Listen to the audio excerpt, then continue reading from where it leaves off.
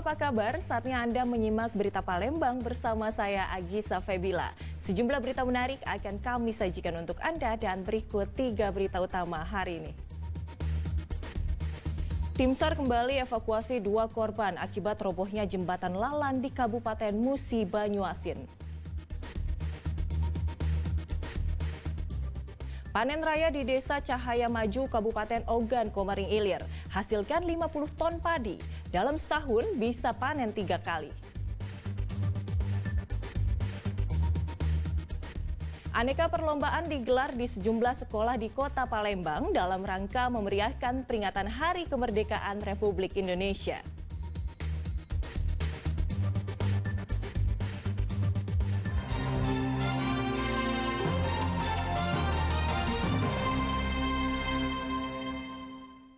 Tim SAR dan pihak kepolisian evakuasi 2 korban akibat robohnya jembatan Lalan di Kabupaten Musi Banyuasin. Akibat kejadian ini total sudah ada 5 orang tewas dan 2 korban selamat. Polisi telah menetapkan 1 orang nahkoda kapal sebagai tersangka dalam kasus ini.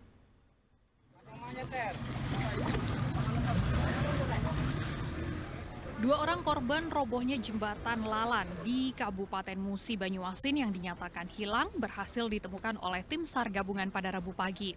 Korban atas nama Misbahul Munir dan Ribut Riyadi. Keduanya langsung dievakuasi oleh tim SAR gabungan ke rumah duka untuk segera dimakamkan. Total akibat peristiwa ini terdapat 5 orang meninggal dunia dan 2 orang selamat. Untuk kendala yang dihadapi yaitu yang pertama adalah arus air yang kencang. Selanjutnya adalah untuk zero pemandangan di dalam air. Selanjutnya yaitu lalu lintas yang masyarakat yang padat sehingga kita dapat memudahkan untuk melakukan pencarian. Sebelumnya, Senin malam sebuah kapal ponton yang mengangkut ribuan batu bara menabrak tiang jembatan di Kecamatan Lalan, Kabupaten Musi Banyuasin. Akibatnya bagian tengah jembatan roboh. Padahal, jembatan ini menjadi poros penting penghubung antara Desa Sukajadi dan Desa Galisari. Sementara Direktorat Polairut Polda Sumatera Selatan telah menetapkan 1 orang nahkoda kapal takbut dengan inisial KA sebagai tersangka dalam peristiwa ini. Sang nahkoda dianggap lalai hingga menyebabkan tabrakan antara kapal ponton dengan tiang jembatan yang mengakibatkan robohnya jembatan Lalan. Human error-nya ini ya, mungkin pengakuannya karena kondisi gelap, kemudian mungkin kurang memperhitungkan sehingga tongkang yang ditariknya itu kemudian menghantam dolphin jembatan dan tiang jembatan sehingga roboh yang diakuinya saat itu kondisi gelap. Polisi masih mendalami kasus ini dan tidak menutup kemungkinan akan ada tersangka baru dalam kejadian ini. Muhammad Ardian Saputra melaporkan dari Palembang. Seorang remaja berusia 16 tahun menjadi korban pelecehan seksual oleh sopir travel di Kota Palembang. Korban dipaksa melayani nafsu bejat pelaku. Ironisnya, aksi tersebut juga direkam di ponsel pelaku untuk mengancam korban.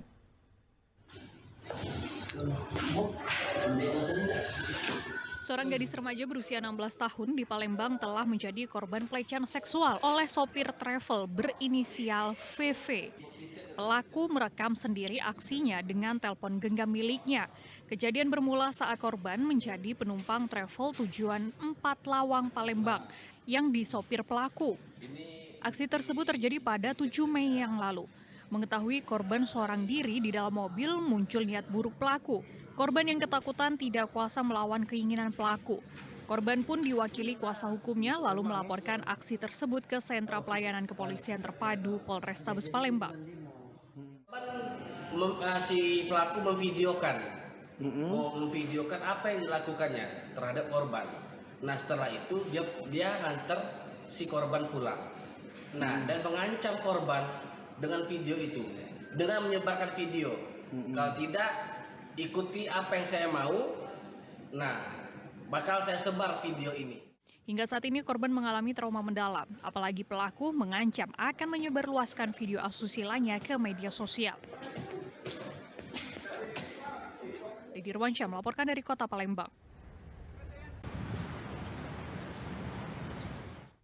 Diduga salah paham, guru di Kota Palembang tega menganiaya muridnya sendiri.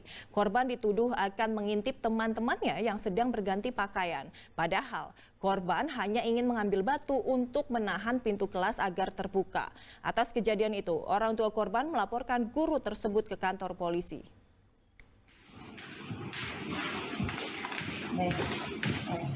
Didampingi kuasa hukumnya, F yang merupakan orang tua dari seorang siswa SMP di Palembang, mendatangi sentra pelayanan kepolisian terpadu Polrestabes Palembang. Warga Lebak Keranji Ilir Barat 1 Palembang itu bermaksud melaporkan seorang guru berinisial SPS yang diduga telah menganiaya anaknya. Akibatnya korban menderita sejumlah luka lebam dan mengalami trauma mendalam. Kejadian bermula saat siswi perempuan yang hendak mengganti pakaian berteriak di dalam kelas saat melihat korban melintas. Pelaku mendengar kejadian itu lalu menuding korban akan mengintip siswi perempuan yang mengganti pakaian. Namun karena korban membantah, pelaku pun emosi dan memukul korban berulang kali hingga korban menangis. Karena pintu itu tertutup lagi, dia berinisiatif mengambil batu untuk mengganjal. Begitu ya Pak ya? Setelah mengganjal, dia mengambil itu melewati kelas yang mengganti baju tadi, anak putri ya, ganti baju untuk olahraga. Pada saat dia lewat itu, ternyata anak-anak perempuan yang di dalam spontan mengatakan, ada yang ngintip, ada yang ngintip. Nah, dari situlah guru oknum ini tadi menghampiri dari belakang dan langsung memukul. Kasus penganiayaan ini membuat korban kerap ketakutan bila bertemu dengan orang tidak dikenal, bahkan korban yang duduk di kelas 1 SMP itu sudah beberapa hari tidak masuk sekolah. Pihak keluarga terpaksa menempuh jalur hukum karena belum ada itikat baik dari sang guru untuk menyelesaikan permasalahan tersebut. Edi Ruansyah melaporkan dari Kota Palembang.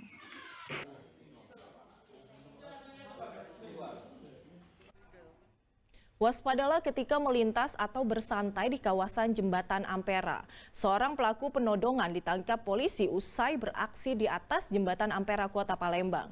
Dalam aksinya, pelaku mengancam dan merampas dompet milik korbannya.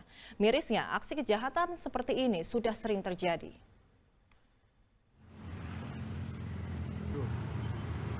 Seorang pria diringkus oleh pihak kepolisian setelah merampas dompet dari seorang pemuda di Jembatan Ampera. Pria bernama Erik Saputra ditangkap usai melakukan penodongan terhadap korban Mus Mulyadi di atas Jembatan Ampera. Bahkan pelaku sempat mengancam korban jika tidak memberikan barang berharga miliknya. Pelaku awalnya menggunakan modus berpura-pura meminjam korek api. Namun saat korban lengah, pelaku merampas dompet milik korban. Pelaku ditangkap setelah korban melaporkan kejadian yang dialaminya kepada anggota polisi yang sedang berpatroli. Pelaku penodongan di atas Jembatan Ampera tadi. Sekira jam 8:15, kami mendapat laporan dari masyarakat dan juga anggota dari Sabara Polda bahwa ada tersangka atau penodongan di atas jembatan. Kemudian kami amankan, kami bawa ke Polrestabes. Dia tadi kan nak minjem korek di aku. Minta duit, tak aku kasih. Terus? Dia langsung ngambil dompetku dibawa RRI. Itu. Dia ngancam enggak tadi? Minta apa dia tadi nak ngancam. Ngancam itu. Jadi dia apa yang dibayar tadi? Duit. Berapa? 112. Duit tadi ya. Itu kejadian di atas Jembatan Ampera. Kita lagi ngapa di Jembatan Ampera? Aku tadi. Iya. Nak nunggu kawan kan aku tadi. Tak jemput. Nak bergawe. Duduk situ ya? Tak berjalan, aku nak nyebrang. Nak nyebrang.